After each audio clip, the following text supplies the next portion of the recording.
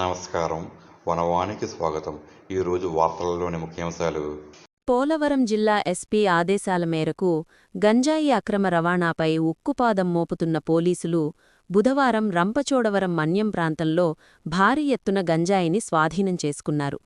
పోలీసుల తనిఖీలకు భయపడి స్మగ్లర్లు వదిలివెళ్లిన సుమారు 370 కేజీల గంజాయిని పోలీసులు గుర్తించారు.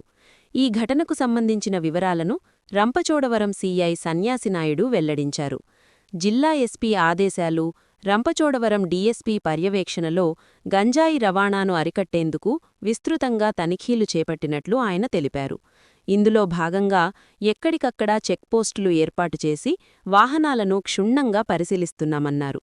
బుధవారం ఉదయం 10 గంటల సమయంలో రంపచోడవరం మండలం పెద్దకోరుమిల్లి గ్రామ సమీపంలోని అటవీ ప్రాంతంలో పోలీసులు కూంబింగ్ నిర్వహిస్తుండగా పొదలచాటున గంజాయి నిల్వలున్నట్లు సమాచారమందింది. వెంటనే అప్రమత్తమైన పోలీసులు ఆ ప్రాంతాన్ని పరిశీలించగా 15 బస్తాలు లభ్యమయ్యాయి. వీటిని తూకం వేయగా సుమారు 370 కేజీల గంజాయి ఉన్నట్లు నిర్ధారించారు. పోలీసులు చేపట్టిన ముమ్మర తనిఖీల కారణంగానే స్మగ్లర్లు గంజాయిని తరలించలేక అటవీ ప్రాంతంలోనే వదిలివెళ్లిపోయినట్లు భావిస్తున్నామని సీఐ తెలిపారు.